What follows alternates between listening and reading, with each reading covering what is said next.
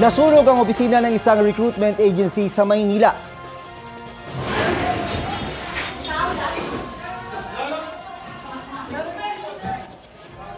Nagtulong-tulong ang mga tauhan ng Barangay 694 para apulahin ang apoy na tumupok sa opisina sa Agoncillo Street sa Malate.